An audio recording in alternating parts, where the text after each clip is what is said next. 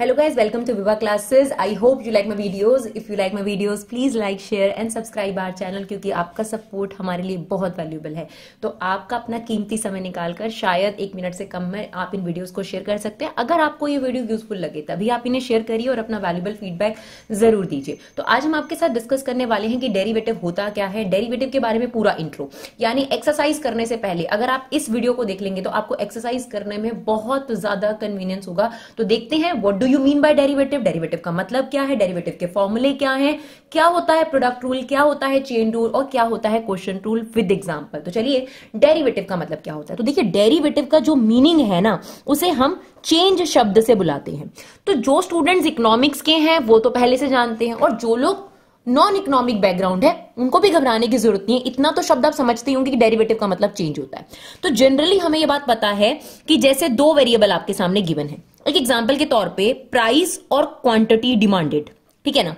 अगर किसी भी चीज का प्राइस बढ़ जाता है तो जनरल फिनोमिना है कि हम उसकी डिमांड क्या कर देते हैं, कम कर देते हैं जनरली, है ना। हर किसी कमोडिटी के साथ ऐसा नहीं होता, जनरल कमोडिटी के साथ, नॉर्मल कमोडिटी के साथ। तो अगर प्राइस बढ़ जाता है तो डिमांड कम कर देते हैं और प्राइस कम हो जाता है तो जो नॉर्मल कमोडिटीज होती हैं उनकी डिमांड हम कंपैरेटिवली ज्यादा कर सकते हैं। यानी एक वेरिएबल में बदलाव आने पर, यानी प्राइस में बदलाव आने पर डिमांड में बदलाव आ रहा है। सिमिलरली अगर आपको ऐसा कहा जाए कि सप्लायर का पर्सपेक्टिव क्या होता है, अगर प्राइस बढ़ता है तो सप्लायर क्वांटिटी सप्लाई क्या कर देता है, बढ़ा देता है, और अगर प्राइस कम होता है तो क्वांटिटी सप्लाई जो है वो घटा देता है। इसके अलावा और भी बहुत सारे वेरिएबल्स होते हैं जो एक दूसरे पर डिपेंडेंट होते हैं। जैसे कि एग्जाम्पल के तौर पर अगर आपका एज बढ़ती जाती है तो आपकी हाइट में भी चेंजेस आते जाते हैं। तो बेसिकली आपके पास जो दो वेरिएबल्स हैं जो आपस में डिपेंडेंट है, वैसे तो इससे ज्यादा भी हो सकते हैं बट अभी हम यहां पर सिर्फ दो वेरिएबल के बारे में बात कर रहे हैं। तो एक वेरिएबल में चेंज आने पर दूसरे वेरिएबल में एग्जैक्टली कितना चेंज आएगा वो आपको डेरिवेटिव बताता है। जैसे एक छोटा सा एग्जांपल समझते हैं, जैसे y is equal to 2x, ये एक फंक्शन है आपके पास, ध्यान से देखिएगा। अगर हम इसमें x की वैल्यू 1 रखते हैं तो y की वैल्यू कितनी आएगी 2। अगर हम इसमें x की वैल्यू 2 रखते हैं तो y की वैल्यू कितनी आएगी 4। अगर हम इसमें x की वैल्यू 3 रखते हैं तो y की वैल्यू आएगी 6। अब ध्यान से देखिएगा, अगर आप x में 1 का चेंज कर रहे हैं तो y में कितने का चेंज आ रहा है, 2 का। और यही काम आपको डेरिवेटिव बताता है, यानी जब हम इसका dy बाय dx निकालते हैं तो वो 2 ही आता है। और अब वो क्या बताता है, ध्यान से सुनिए, इसको पढ़ते कैसे हैं। इसके नीचे 1 लिख दीजिए क्योंकि इसके नीचे कुछ नहीं है। इसका मतलब ये है कि जब x में चेंज, d का मतलब क्या है, डेरिवेटिव, डेरिवेटिव मतलब चेंज। अगर x में 1 यूनिट का चेंज आएगा तो y में 2 यूनिट का चेंज आएगा। अब चेंज इंक्रीज डिक्रीज में से कुछ भी हो सकता है। एक एग्जांपल के तौर पर मैं यहां पे ले लेती हूं क्वांटिटी डिमांडेड और यहां पे ले लेती हूं प्राइस, और अगर ये 2 है तो अब इसका मतलब क्या होगा कि अगर आप प्राइस में 1 रुपए का इंक्रीज करोगे तो क्वांटिटी डिमांडेड 2 यूनिट से डिक्रीज हो जाएगी। तो वो डिपेंड करता है कि ये y और x है क्या, है ना। लेकिन अगर यही चीज होती क्वांटिटी सप्लाई और प्राइस, अब यहां पे 2/1 का क्या मतलब है, अगर प्राइस 1 रुपए बढ़ेगा तो जो सप्लायर है वो 2 यूनिट से सप्लाई क्या कर देगा, बढ़ा देगा।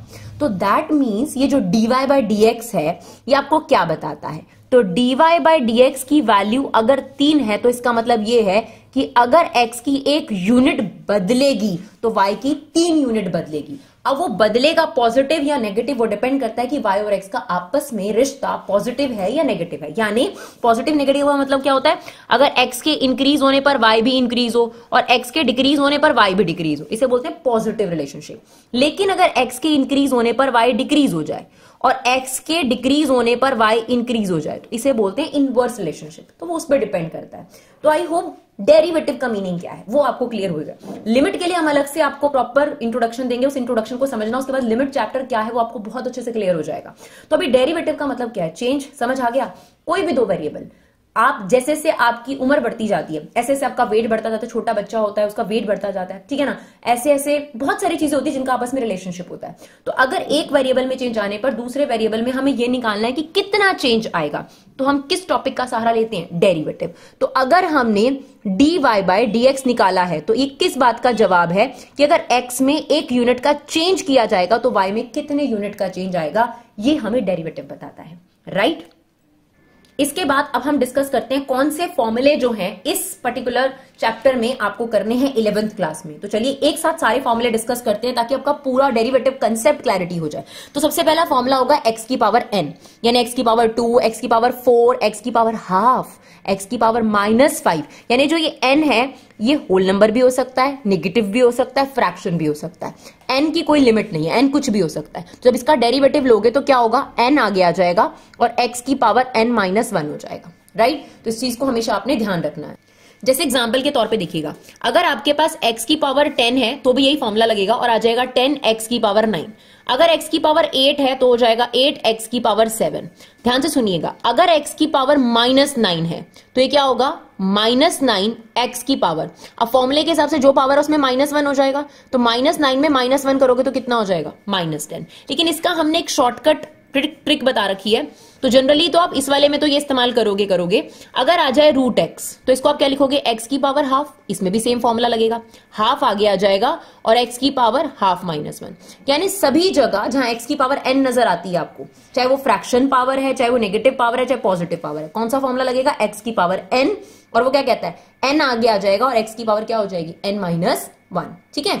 अब आपके पास कुछ ऐसी चीजें हैं, देखिए 2, 3, 4 ये हमने बनाया है, ये ऐसे फॉर्मूले का पार्ट नहीं है, लेकिन टाइम कम लगे, ये तीनों चीजें फर्स्ट वाले फॉर्मूले से ही निकलती हैं, लेकिन फिर भी टाइम कम लगे तो हमने इनके फॉर्मूले जो हैं आपको याद कराए हैं।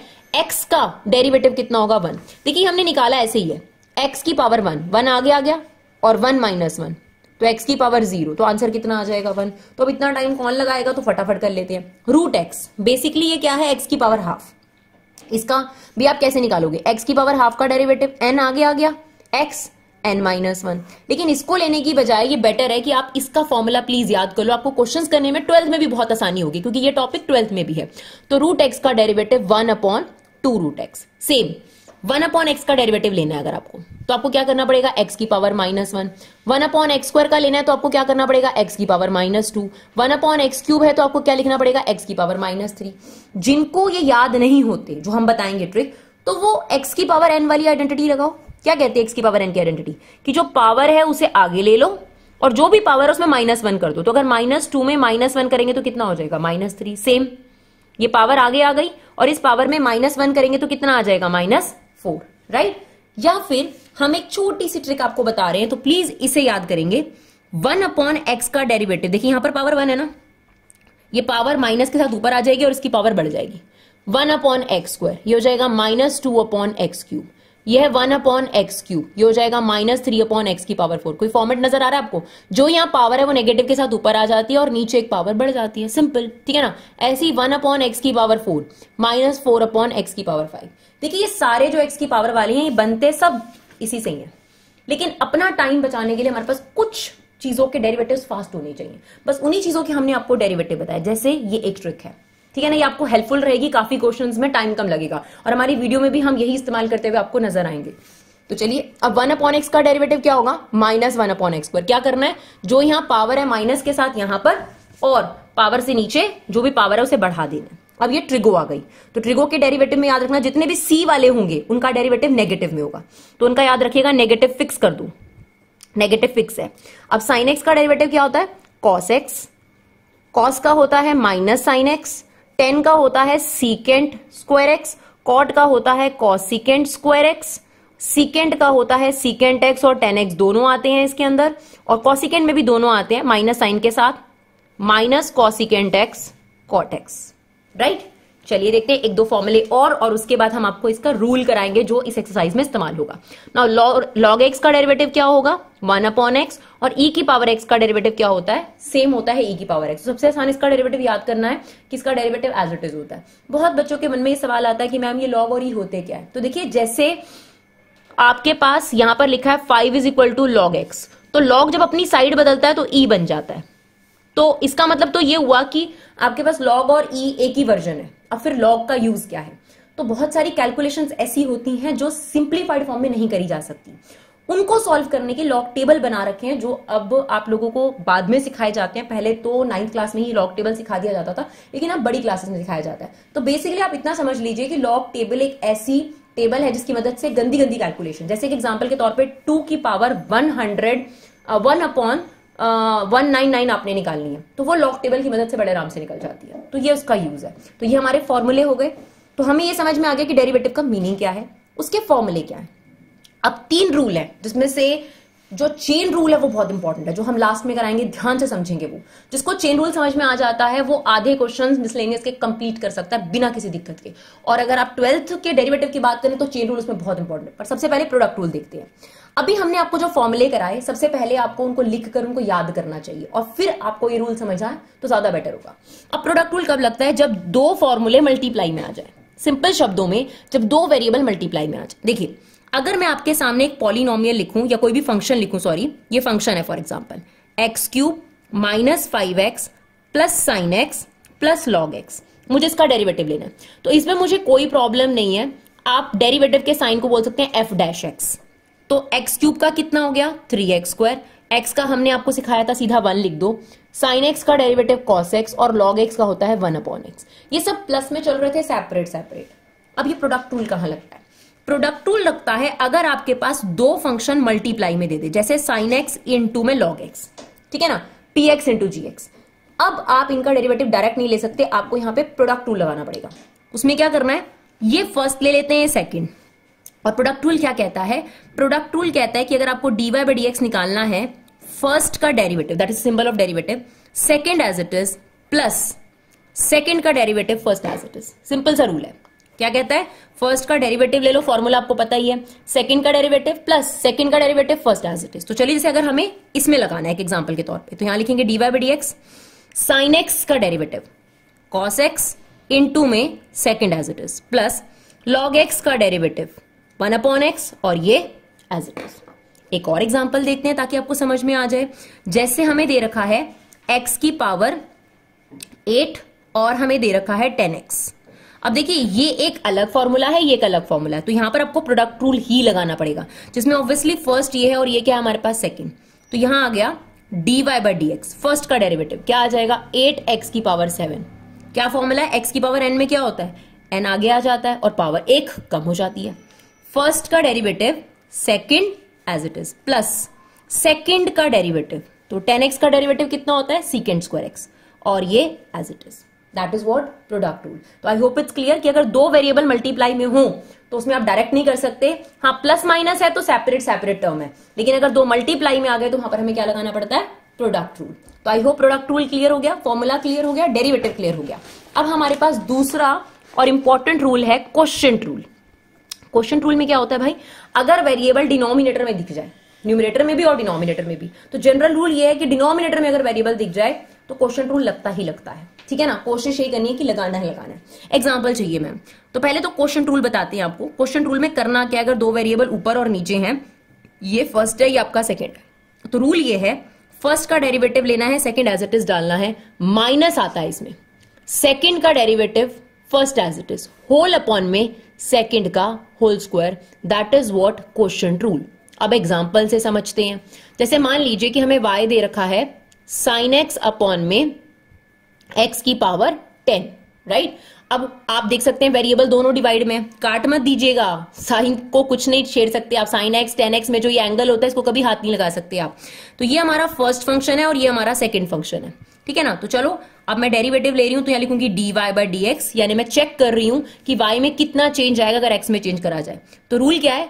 फर्स्ट का डेरिवेटिव, तो साइन एक्स का डेरिवेटिव कितना होता है? cos x, second as it is minus second का डेरिवेटिव 10x की power 9, first as it is, whole upon second का होल स्क्वायर, राइट। तो ये हमारा क्वोशिएंट रूल हो गया। एक और एग्जांपल ले लेते हैं ताकि आपको समझ में आ जाए।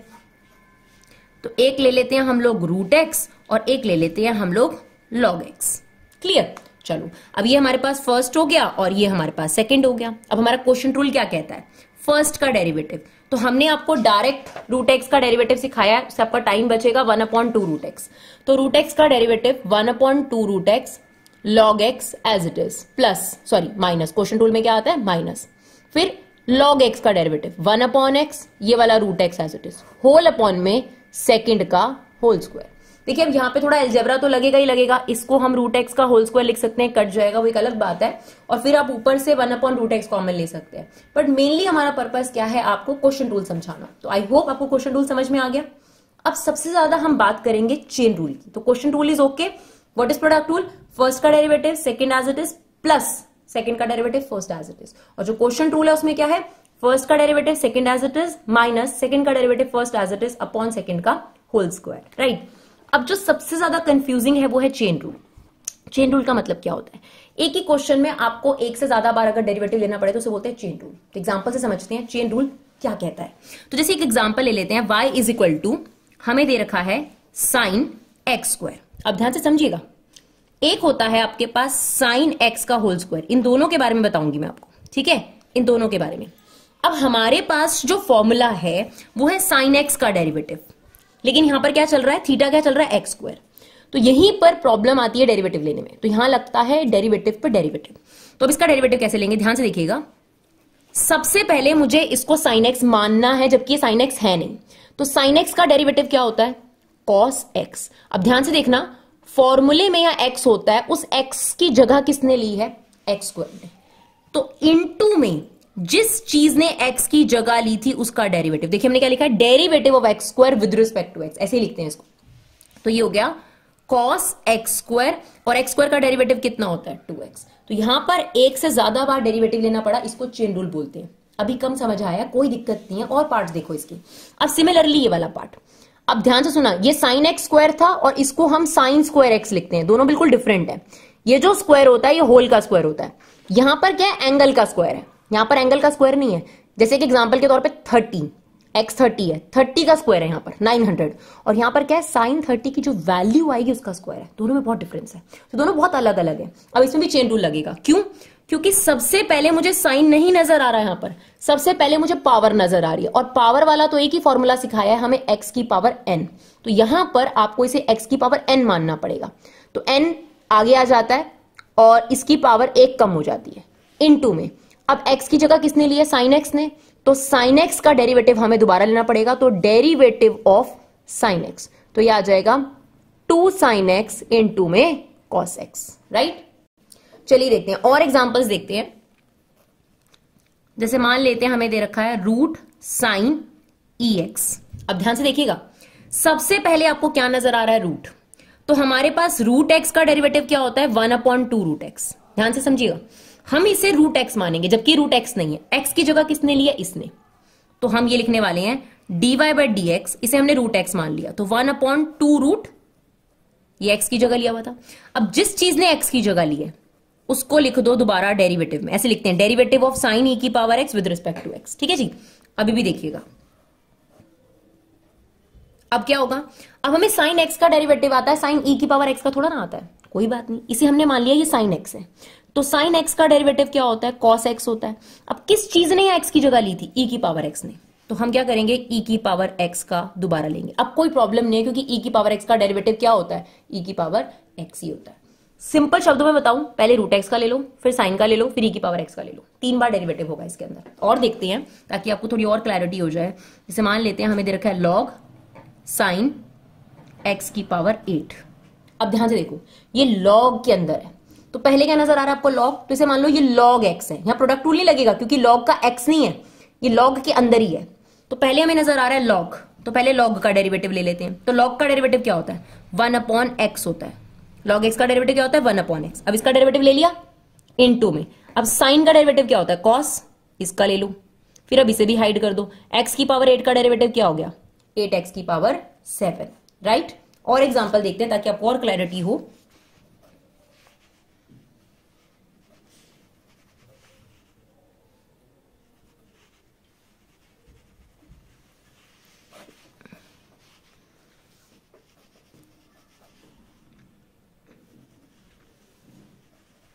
अब यहां पर क्या होगा, पहले आपको क्या नजर आ रहा है, log x, log नजर आ रहा है, तो log का डेरिवेटिव 1/x होता है। अब log हटा दीजिए, फिर x की पावर 10 का ले लीजिए, 10x 9, राइट।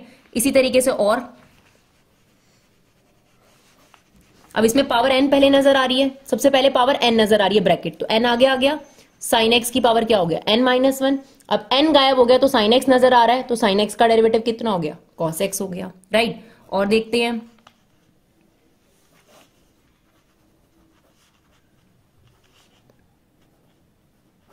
ठीक है जी। अब सबसे पहले आपको रूट नजर आ रहा है, तो रूट का डेरिवेटिव क्या होगा, 1/2 रूट एक्स, ये तुम लोग x ट्रीट करोगे। अब ये वाले रूट को काट दो माइंड में। अब लॉग नजर आ रहा है, तो लॉग का डेरिवेटिव क्या होता है, 1/x। अब लॉग भी हो गया। अब 10 का डेरिवेटिव, तो 10 का डेरिवेटिव क्या होता है, सीकेंड स्क्वायर एक्स, तो अब 10 का डेरिवेटिव भी हो गया। अब रूट एक्स दिख रहा है, तो रूट एक्स का डेरिवेटिव 1/2 रूट एक्स। तो आई होप आपको चेन रूल जो है वो समझ में आया हो। आपको हमने 20 मिनट के अंदर पूरा डेरिवेटिव क्लियर करने की कोशिश करी है। अगर सच में आपको हमारी वीडियो यूजफुल लगे तो प्लीज अपना कीमती समय निकालिए, इसे शेयर जरूर करिए और अपना कीमती सपोर्ट दीजिए। Thank you so much guys for love and support. Keep supporting the classes.